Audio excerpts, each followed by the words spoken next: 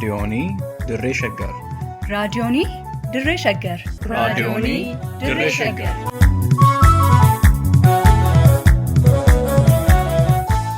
Raadiyoonii Dirree Shaggar. Raadiyooniin Dirree Shaggar torbaan guutuu guyyoodhaan galgalatti sa'aatii tokkorraa eegalee hamma sa'aatii tokkoof walakkaatti dambalii gabaabaa meetir baandii 19 kiiloo heerzii 15,415 irratti qophii dabarsuu hamma jalqaba. Raadiyoonii Dirree Shaggar.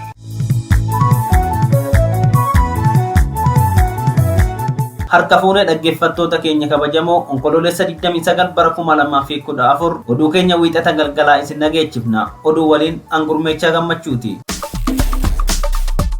Artisti Taarikuu Gaangistii hiriira mootummaa Bilxiginnaan magaalaa Finfinneetti yaamame irratti dargaggoonni biyyattii gara adda waraanaa deemuu hin qaban jedhe.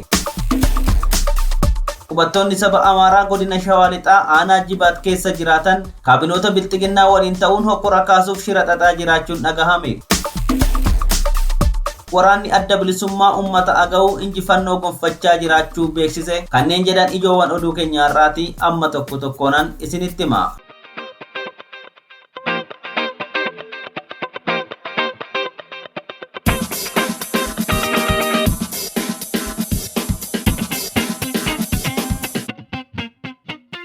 Artisti Taarikuu Gaangistii hiriira mootummaan Bilxiginnaa onkoloolessa 28 bara 2014 magaalaa Finfinneetti waame irratti dargaggoonni biyyattii gara adda waraanaatti deemuu hin qaban waraana labsuun dhaabbatee jaarsoliin biyyaa nagaa buusuuf marga qabatanii gara adda waraanaa haa deeman jechuun dubbachuun mootummaa Bilxiginnaa fi garee finxaalii gumgumsiise. Artisti Taarikuun saba cunqurfamaa Aarii jedhamu keessaa kibba Oromootti kan dhalate yoo ta'u sirba qeenxee diishtaagiinaa jedhu hojjechuun nama yeroo dhiyoo gurra guddaa argateedha. Hiriira mootummaan Bilxiginnaa magaalaa Finfinneetti waame irrattis affeeramee waltajjii irratti eega bahee booda maaltu jira jedheen sirbaa yeroo hunda uffata gaddaa uffachuun nurraa hin bareedu, uffata gaddaa uffachuun ni ga'a, oduu barbaachisaa hin taaneen gurri keenya nu duude, yoo nuti hin dubbanne eenyutu nuuf dubbata, maaliif du'a qofaaf fuulduratti waamamna, dargaggoonni gara adda waraanaa deemuun haa dhaabbatu, jaarsoliin biyyaa dhakaa mataatti baatanii marga buqqifatanii araara haa buusan, afaan qawwee ni ga'a, qawween furmaata hin ta'u,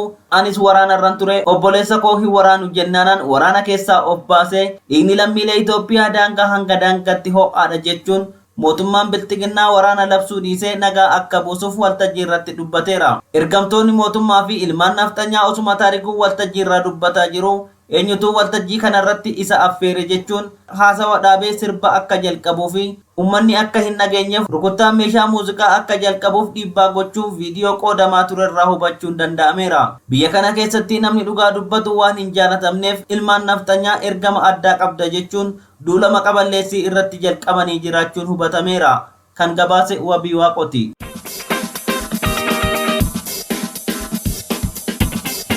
Fiilmiin mata dureen isaa Gaddii jedhu kan seenaa Gaaddisaa Hirphasaa irratti xiyyeeffachuun hojjetame kaleessa galma giddugala aadaa Oromootti eebbifame.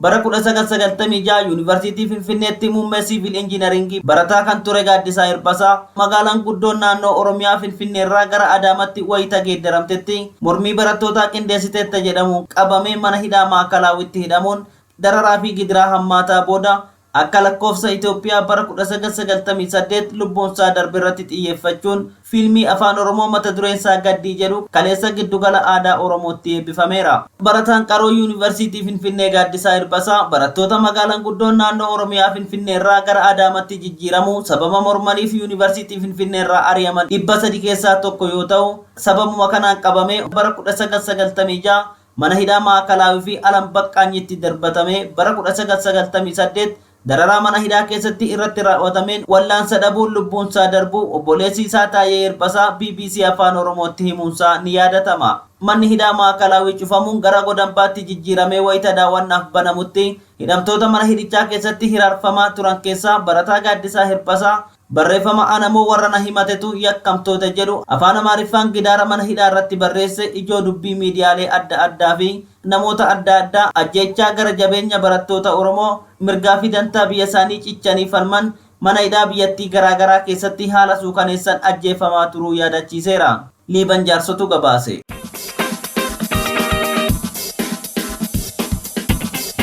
qubattoonni saba Amaaraa godina Shawaa Lixaa aanaa Jibaat ganda qonnaan bulaa Shokoksaa jedhamu keessa jiraatan kaabinoota mootummaa Bilxiginnaa fi qaamolee nageenyaa mootummaa waliin ta'uun okkora kaasuuf shira xaxaa akka jiran namni dhimmicha keessa beekan tokko raadiyoonii Dirree Shaggaritti himan. Maddi keenya kun yaada raadiyoonii Dirree Shaggariif qoodaniin akka jedhanitti garee finxaaleeyyii Amaaraa fi kaabinoonni Bilxiginnaa kunneen namoota jajjaboo hawaasa keessatti fudhatama qabanii fi maatii ijoollee isaanii waraana bilisummaa Oromoo keessa jiran irratti xiyyeeffachuun miidhaa qaqqabsiisaa jiraachuu dubbatu.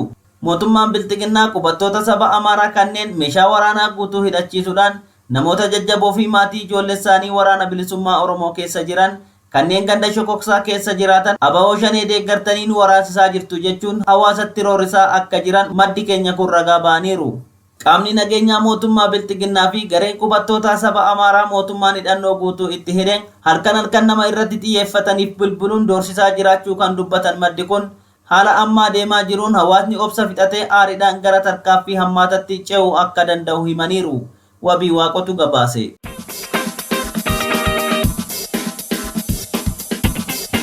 Waraanni adda bilisummaa uummata Agawuu lola waraana mootummaa Bilxiginnaa waliin gochaa jiruun injifannoo gonfachaa jiraachuu ergaa barreeffama onkoloolessa 28 bara 2014 fuula feesbuukii isaa irratti barreesseen ibseera. Lola qindaa'aa dhaabichi adda waraanaa hundatti waraana Bilxiginnaa irratti gaggeessaa jiruun injifannoo gurguddaa galmeessaa jiraachuu beeksiseera. Addi bilisummaa uummata Agawuu qabsoo hidhannoo gaggeessaa jiru kanaan kan durii caalaa humna ofii cimsatee ga'umsa guddaadhaan seenaa gaarii hojjetaa kan jiru ta'uu dhaabichi ibseera. Waraanichi humna cimaa ijaarrachaa dhufuun humnoota finxaaleeyyii Amaaraa eenyummaa uummata Agawuu balleessuu fi sabicha gabroomsuuf waggoota dheeraaf hojjetaa turanitti yaaddoo guddaa uumee jiraachuu gabaasaaleen adda addaa ibsuu irratti argamu. Waraanni adda bilisummaa uummata Agawuu yeroo dhiyoo asitti bifa saffisa qabuun ijaaramaa dhufuun naftanyoota eenyummaa saba tokko qofa biyyattii keessatti leellisanitti yaaddoo guddaa yoo ta'u sabaa fi sablammoota walqixxummaa sabootatti amanan biratti immoo raajeffamuu irratti argama. Paartichi gareewwan Itoophiyaa keessatti qabsoo hidhannoo gaggeessan waraana bilisummaa Oromoo fi TPLF dabalatee dhaabota 9 waliin Ameerikaa Waashingitan DC'tti gamtaa uummachuu gabaasuun keenya kan yaadatamudha. Kan qindeesse Wabii Waaqoti.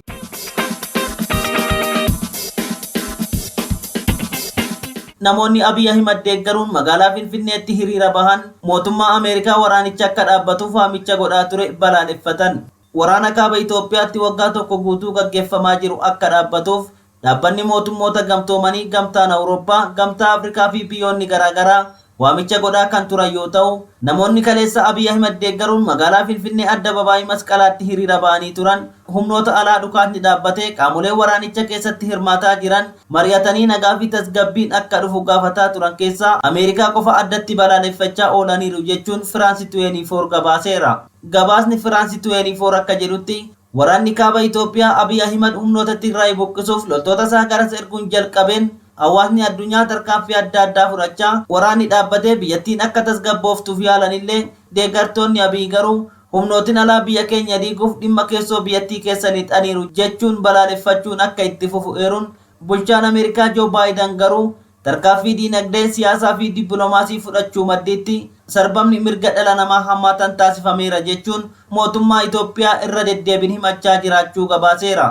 Namoonni hiriira deeggarsaa waraana Itoophiyaa keessatti gaggeeffamaa jiru kana ba'an natti himaniiru jechuun kan gabaase. Ajaansi Firaansi Pirees ammoo biyyattii tasgabbeessuuf humnootii mootummaa Itoophiyaan wal waraanaa jiran waliin mariin hin barbaachisu. Hundi keenyaa qindoomnee gara adda waraanaa bobba'uun qaamolee kanneen dachee Itoophiyaa irraa barbadeessuu qabna jedhaniiru. Liiban Jaarsotu qindeesse.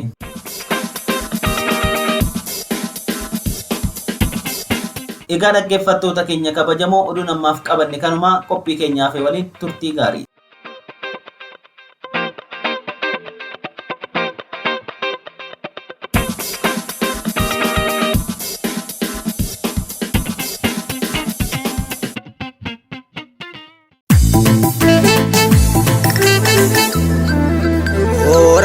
Borako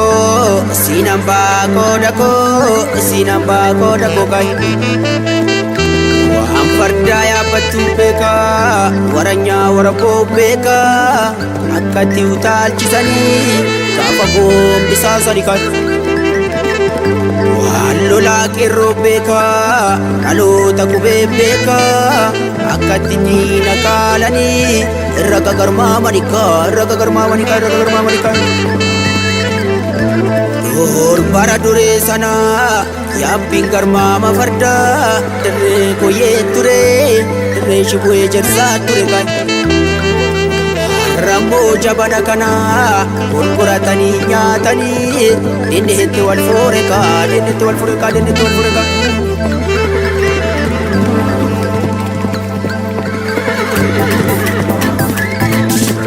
Beetaina binkaina waatu shaggarii kukunkuma waatu shaggarii kukunkuma uleetaina kerroonkaina waatu koyerraa kakawwisa waatu koyerraa kakawwisa yaartuudha malee kantuudha malee maaltu waan ofiitti callisa eenyu waan ofiitti callisa durroota malee hinkota garbuu nyaatu farda kan garbuu nyaatu nandu'a malee finfinnee kan keetaatu.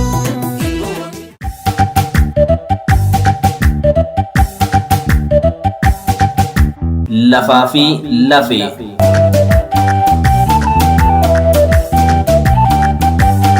Lafti qabeenya aggattaa hin qabneedha. Gamoo ijaaruun, warshaa dhaabuun, qotanii oomishuun, tikfatanii horuun, jiraatanii gadaa arguun, du'anii awwaalamuun yoo lafa qabaatan qofa. Oromoon eega sirna alagaa jalatti kufee booda lafa isaa mulqame. Ammallee lafa isaa fudhachuuf alagaan itti roorrisaa jira. Kanaaf qophiin lafaaf lafee jedhu kun daba Oromoo lafa mulquu, lafarraa buqqisuu, lafa isaarra alagaa qubachiisuu fi qabeenya uumamaa Oromoo qisaasuu irratti dalagamu ni saaxila, ni xiinxala, ni mari'achiisa. Lafti keenya lafee keenya.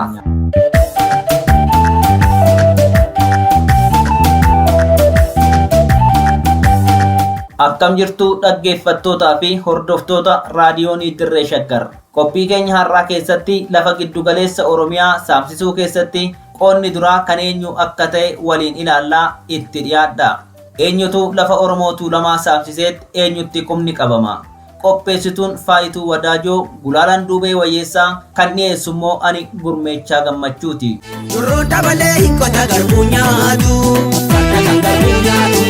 Akkuma beekamu Itoophiyaan wal waraansa keessa jirti. Humnoonni ittisaa Tigraay fi waraanni bilisummaa Oromoo waliin ta'uun gara Finfinneetti imalaa akka jiran mootummaa Abiyyi buqqisanii ce'umsa haaraa tolchuuf akka jiranis ibsamaa jira. Dabballoonni paartii Bilxiginnaa gama isaaniitiin waamicha hoogganaa isaanii Abiy Ahmed fudhachuudhaan ummanni Shawaa garee lafa Shawaa saamsise kana ofirraa ittisuu qaba. Bilxiginnaa waliin dhaabbatee mootummaa Shawaa kana baraaruu qabna yoo jedhan dhagahamaa jira. Lafa Oromoo eenyutu saamsise? Warri amma aangorra jiran qoonni isaanii maal ture? Amma oo lafa saamame sanarra eenyutu irra jira? Shawaa jechuunoo eessa? Kanneen jedhan qophii kana keessatti ilaalla. Nandu'a malee finfinnee kan keetaatu Lafa Oromoo Tuulamaas ta'ee Oromoo waliigalaa eenyutu saamsise qabxii jedhu ilaaluu keenya dura akkaataa saamichi lafaa fi biyya Oromoo itti jalqabee fi dhufaatii maqaa Shawaa jedhu mee haa ilaallu. Wanti sirriitti hubatamuu qabu tokko maqaan Shawaa jedhu kun dhufaatii mootii Shawaa Minilik waliin wal qabata. Akkuma seenarraa hubatamu Minilik mootii Shawaa ture.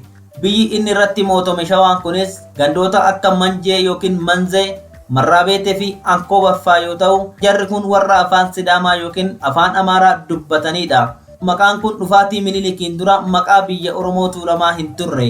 Maqaa Shawaa jedhu kana isatu Oromoo Tuulamaa fi Maccaatti fide. Duula mootonni Shawaa Akaakayyuu fi abbaan isaa Oromoo Tuulamaa irratti waggoota dheeraaf taasisanii dadhaban inni meeshaa waraanaa ammayyaa argannaan lafa Tuulamaa qabatee maqaa Shawaa Amaaraas gara kutaa Oromiyaa qabateetti gadi diriirse. Dhufaatii Minilik irraa kaasee lafa Oromoo maqaa jijjiiruu fi ardaalee jilaa fudhatee warra amantii biraatiif kennuun tooftaalee akka tarsiimootti mootonni Habashaa itti dhimma bahaa turanidha. Weerara Minilikiin dura Tuulamni kan ammaa Shaggar, Shawaa Bahaa, Adaamaa, Adaa, Karrayyuu, Erer, Bishooftuu fa'aa of keessatti hammatu. Shawaa Kaabaa warra Jaarsoo, Abootee, Dagam, Kuyyuu, Barahii, Caancoo fi kan kana fakkaatan. Shawaa Kibbaa, Sooddoo, Bachoo, Walisoo, Ammayyaa, Wancii fi kan kana fakkaatan. Shawaa Lixaa, Dandii, Amboo, Dirree Hincinni, Shanan, Calliyaa, Midaaqanyi, Gindabarat, Jalduu fi kan kana fakkaatan. Shawaa warra Manjee jala hin turre. Godinaaleen amma Shawaa jedhamanii kibba kaabatti maqaan kallattii garaagaraatiin itti moggaafame kunneen lafa Tuulamaa fi Maccaati. Shawaan kibba lixaa fi Shawaan lixaa ammaa walakkeessi Tuulama, walakkeessi ammoo Macca. Shawaan kaabaa fi shawaan bahaa ammoo guutummaa guututti lafa tuulamaati. Machi shawaa kibba lixaa fi shawaa lixaa haga tokko qabatee dhiyaa Oromiyaa, Wallagga, Jimmaa fi Iluu Abbaa Booraa hundaa hammata. Akkasumas Beenishaangul keessa hanga Asoosaa fi Matakkalitti, Gojjam keessas hanga tokko lafa maccaati. Oromoon gaafa abbaa biyyummaa isaa deebifate maqaa shawaa jedhamee weerartootaan irratti fe'ame kana gara maqaa isaa ganamaatti akka deebifatu mamii tokkollee hin qabnu. Oromoon shawaa warra manjeetii miti. Namoonni tokko tokko shawaan kun saawwa jecha jedhurraa madde jedhu ta'uu danda'a. Manjee fi Tagulat naannawa amma Dabra Biraan jedhamu kanallee yoo fudhanne lafa Oromooti malee lafa Amaaraa miti. Tarii naannawa manjeen irra qubatte kana duritti Oromoon saawwa jedhanii ta'a. Garuu lafa akka qe'ee maccaa fi tuulamaa kanaan shawaa hin jedhu. Weerara warra manjee dura maccii fi tuulamni akkuma Oromoota biroo sirna gadaa gabbifatee duraa duuban gadaa tuulamaa fi gadaa maccaa jalatti bulaa tureera. Oppiidiyoon bara 30 dura Abut yookiin TPLF'n hundooftee ergamuu barte ammas gooftaa biraa jala galtee abbootii gadaa diggisii adda addaarra ooftee salphistullee akka sirnaatti garuu gadaan tuulamaa fi gadaan maccaa kun raacitiin isaa ammallee kan jiruu fi ittiin buluu kan danda'amudha. Oppiidiyoon duraanii fi bilxiginnaan irraa dantaa Oromoos ta'ee uummattoota biyyattii kabachiisuuf hin dandeessu. Sababni isaatis akeeka yookiin kaayyoo galmaan ga'uuf dhaabatte kan mataa ishee hin qabdu. Saamicha lafa Oromoo dhaabsisuus ta'ee maqaa alagaa lafa Oromootiif fayyadamuu dhaabuu kan hin dandeenyeefis kanaafi. Oppiidiyoon silaa dantaa Oromoof kan dhaabbatte taate maqaa godinoota Oromiyaa giddu galeessaa maqaa shawaatiin waamaman kana maqaa Oromoo duraatti deebisti ture. Maqaa Oromoo sirna duriitiin babbadan ofii beektee sirreessuun hafuutii kan sabni yookiin ummanni gaafate kan akka godina Salaalee kan shawaa kaabaa nuun hin jedhinaa jedheyyuu fudhachuu diddee gaaffii haqaa fi maqaa ukkaamsitee hanga har'aatti jira. Arras wayitii waraanni TDF fi waraanni bilisummaa Oromoo gara Finfinneetti dhiyaatee jiru kanatti shawaa jechaa jiru. Lafa shawaa, ummata shawaa, mootummaa shawaa jechaa jiraachuun ummataaf yaadamee miti. Lafa Oromoo saamicharraa hambisuufis yaadamee miti. Aangoo nugusichaa tiksuuf qofa. Qabxiin biraa hubatamuu qabu Oromoo giddu galeessaa gosa tuulamaa fi maccaatiin ummata shawaa jechuun kun dogoggora guddaadha. Namni keenya qabxii kana sirna gadaa fi moggaasa lafa Oromootiin wal qabsiisee hubachuu qaba. Yaadiribeen ummata shawaa jedhamu hin jiru. Ummanni Oromoo giddu galeessa Oromiyaa keessa jiru irra guddaan isaa gosa tuulamaa fi maccaati malee ummata shawaa hin jedhamu. Oromoon Oromummaa isaatiin boona. Lafa isaatis afaan isaatiin moggaasuudhaan wal beekumsaaf akkasumas caasaa bulchiinsaa gara gadii tolfachuuf ammoo gosa himata malee gosaan hin boonus ittiin qaana'us.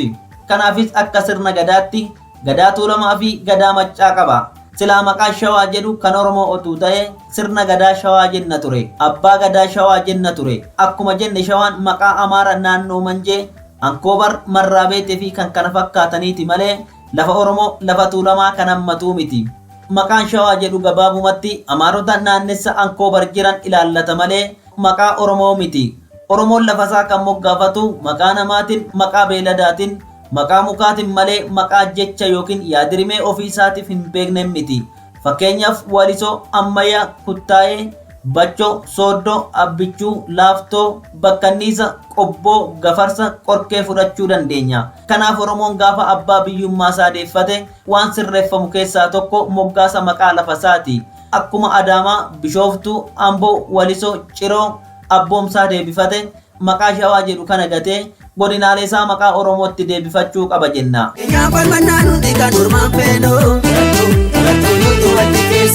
Wal yaadachiisuuf Oromiyaa waaltaa lafa tuulamarraa gosoota Oromoo akka Gullallee, Eekkaa, Galaanii fi kan kana fakkaatan buqqisee balleessuudhaan kan irra qubateetoo biyya Oromoo saame warra Aksuumirraa yookiin Maqaleerraa dhufe odoo hin taane warruma Manjee, Bulgaa, Tagulat, Ankoobar, Gojjam, Gondarii fi kan kana fakkaatan irraa dhufe ta'uu mukaacitaatu beeka.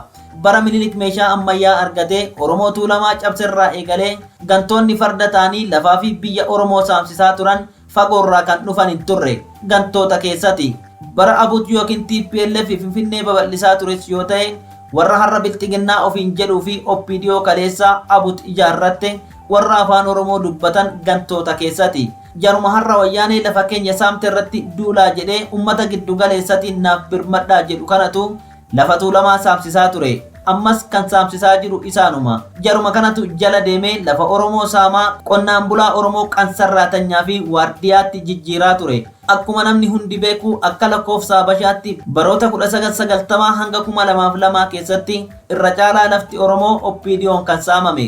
Oppiidiyoon maqaa firashii hundaan lafa guurrattee dadhabnaan maqaa saree fi adurree ishiitiin akka saammatte nama maratuu beeka.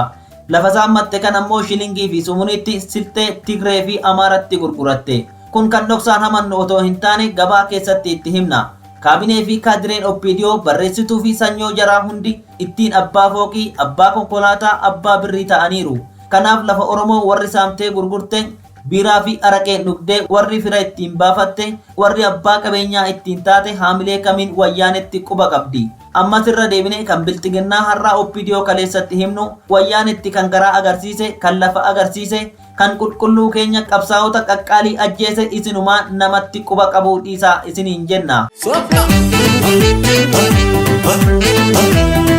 Warri bilxiginnaa waa'ee uummata Shawaa fi lafa Shawaa kana amma kaasuun isaanii saamicha lafa Oromootiif dhimmamanii miti. Ajandaan lafaa waan isaan amma dursa kennaniif ta'ees miti. Sababoota mataa isaanii yeroo kanatti isaan barbaachise qabu. Oromoo afaan faajjessuun amaluma ittiin beekaman waan ta'eef Oromoo gandaan qoqqooduudhaan uummata Shawaa, uummata Wallaggaa jedhanii walitti gaarreeffachiisuu barbaadu. Mootiin isaanii Abiy Ahimad kana dura Wallagga yoon deemina ajjeesuu Rabbii Harargeetinan kakadda afaan Baaleetiinan dubbadha jechaa akkuma ture sanaa jechuudha. Kanaafuu maqaa alagaa kan Shawaa jedhuun uummata keenya Tuulamaa fi Maccaa, Booranaa fi Arsii, Ituu fi Walloo gargar baasuu barbaadu. Jarri ofiifis hin beekan itti manis hin dhagayan malee uummanni keenya qaata kutee isaan bira tare. Oromoo lagaan qoodanii of cinaa hiriirsisuun hin danda'amu. Lammeessoon warri bilxiginnaa kun saamicha lafaarratti qooda isaanii kan dallaalummaa fi raawwachiisummaa waggoota 30 oliif biyya Oromoo Oromiyaa irratti gaggeessaa turan haalanii qaama biraatti haqachuuf jedhanii ajandaa kana kaasan jechuu dandeenya. Wayyaanetu lafa Shawaa saame jedhanii Oromoo qoqqoodaa gaafatamummaa jalaa of baasuuf dhama'aa jiru. Dhagaa tokko shimbira lama akka jedhan san gochuuf carraaqan. Garuu hin fakkaanne. Gaaffiin asitti ka'uu qabus jira. Erga wayyaaneen lafa Oromoo saamte jedhanii lafa saamame sanarra har'aoo eenyutu jira ree? Saamicha lafaatiin wal qabatee itti gaafatamummaan jalqabaa kan Oppiidiyoo durii kan bilxiginnaa har'aati. Garri itti miliqan hin jiraatu. Kanaafis ragaalee sanadaa fi suursagalee hoogganootuma isaanii itti gadi baasuun ni danda'ama. Sadeessoon Oromoo giddugaleessaa maqaa saamicha lafaatiin lola isan ilaallan irratti ficcisiisuuf yaadaniiti. Oromoon ajandaa mataasaa qaba. Sunis qabsoo bilisummaa humnoota Oromootiin gaggeeffamaa jiru utubee birmadoomuudha malee sirna naafxanyaa Abiy Ahmadiin durfamu masaraa 4 kiiloo Oromoorraan naafxanyumaan saamamee ijaarame keessatti tiksuu miti. Oromoo cuftis ta'ee Oromoon Tuulamaa lafasaa eenyu akka saame eenyu akka saamsise tolchee beeka. Ergamtoota wayyaanee durii fi ergamtoota naafxanyaa ammaa warra Oppiidiyoo irraa dhaga'uu hin feesisu. Gabaabumatti ajandaa Shawaa jettu tana Oromoon amma isaan irraa fudhatu hin jiru. Yoo fedha fudhatanii warra isaan ergachaa jiru manjee fi Ankoobaritti ittiin galachuu danda'u. Asirratti qabxiin sirriitti hubatamuu qabu jira. Lafa Tuulamaa eenyutu saamsiseet eenyutti qubni qabama kan jedhuuf lafa saamsisuu keessatti qooda olaanaa kan qabu Oppiidiyoo ta'uu waan beeknuufi fakkeenyuma tokko qofa haa fudhannu. Bal'inni bulchiinsa magaalaa Finfinnee dachaa 2 oliin dabaluudhaan hektaara 21 irraa gara hektaara 54tti kan guddate bara Oppiidiyoon Oromiyaa bulchaa turtetti. Saamicha kanaan qonnaan bulaan maatiin 150 ol lafa isaarraa buqqa'ee manca'eera. Maastar pilaanii Finfinnee kan uummata Oromoo miliyoona 2 ol buqqisuuf karoorfame uummata furachiisuuf kan dhama'aa ture. Qeerroo Oromoo falmachaa ture hidhaa, hiisisaa, ajjeesaa, ajjeechisaa kan ture Oppiidiyoodha.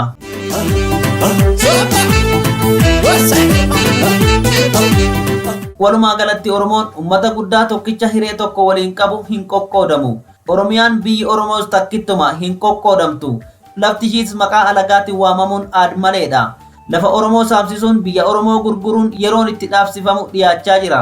Abbaan biyyummaa dhugoomee birmadummaan hanga argamutti qabsoo jabeessuu malee olola dallaala lafaa fi ergamtoota abbumti arge itti fe'atu ayyallaallattoota dhaggeeffachuu hin barbaachisu jechaa qophii keenyaarraa lafaaf lafee kanumaan xumurra. Torban hamma qophii ittaanu walitti deebinutti nagaan turaa horaa bulaa deebanaa. Beetaina Binkaina Watu shagari kukunkuma Watu shagari kukunkuma Uletaina Keronkaina waatu koyerraa kakawwisa waatu bolerraa kakawwisa yaartuudha malee kantuudha malee maaltu waan ofiitti callisa eenyu waan ofiitti callisa durroon dabalee hinkota garbuu nyaatu farda kan garbuu nyaatu nandu'a malee finfinnee kan keentaatu hinkoo biyyaaraatu ka'een goota yoo gota garbuu magarsa yokkee maaltu bittinneesse keenyaan falmannaa nuti kan ormaan feenoo turattuu nuti walti keesse soppa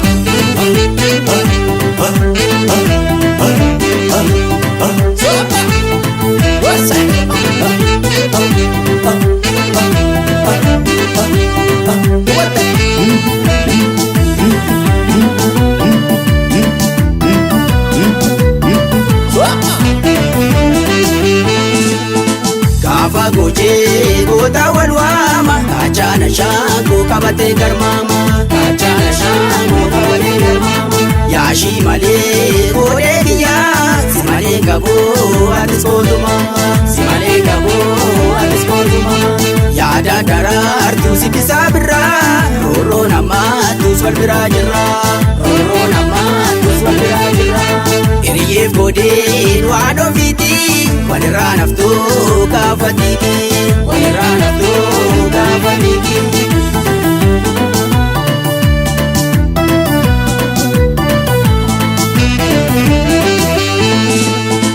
Eeboo mirgaanii kaachana bitaan qabatan qeerrootu beeka akka didinaa taphatan kan jedhanii qolachuu hinaaf gomboo hubachuu qeerroo goobeekta falmachuu kan jedhanii qolachuu hinaaf gomboo hubachuu qeerroo goobeekta falmachuu seera dabee mormachuu goobeekta falmachuu seenaa baddee deeffachuu qeerroo goobeekta falmachuu daangaa ofii eeggachuu goobeekta falmachuu mirga ofii gaafachuu qeerroo goobeekta falmachuu qeerroo goobeekta falmachuu qeerroo goobeekta falmachuu qeerroo goobeekta falmachuu qeerroo goobeekta falmachuu.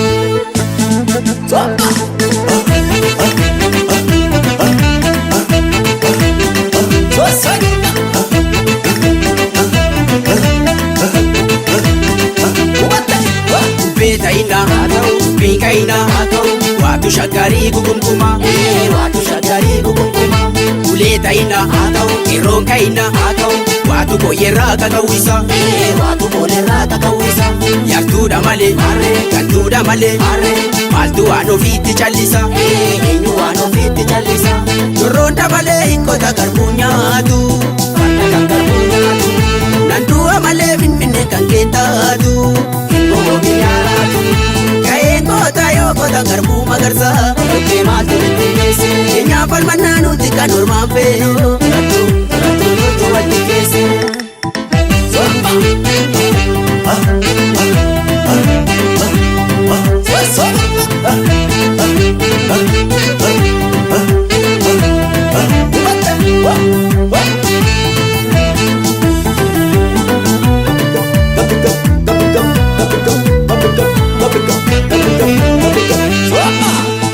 Gaafa gochee goota wal waama kaachana shaangoo qabatee garmaama kaachana shaangoo qabatee garmaama yaashii malee godhee kiyyaa si malee qaboo atis kootuma si malee qaboo atis kootuma yaada daraartuu sibbisaa birraa rooroo namaattus wal biraa jirra rooroo namaattus wal biraa jirra hiriyeef godheen waan ofiiti walirraa naftuu gaafatiiki walirraa naftuu gaafatiiki walirraa naftuu gaafatiiki walirraa naftuu gaafatiiki walirraa naftuu gaafatiiki walirraa naftuu gaafatiiki.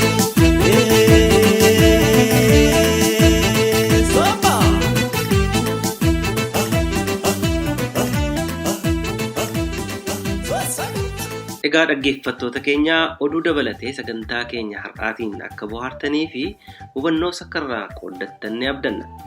Sagantaa lafaa fi lafee torbaan dhufu sa'aatii wal fakkaatu irratti isiniif dhiyeessinu irratti akka dhiyaattaniif asuma isin affeeraa tamsaasa raadiyoonii dirree shaggar boruu galgala sa'aatii wal fakkaatu irratti isiniif darbuun walitti deebina. Turtii gaarii qabaadhaa.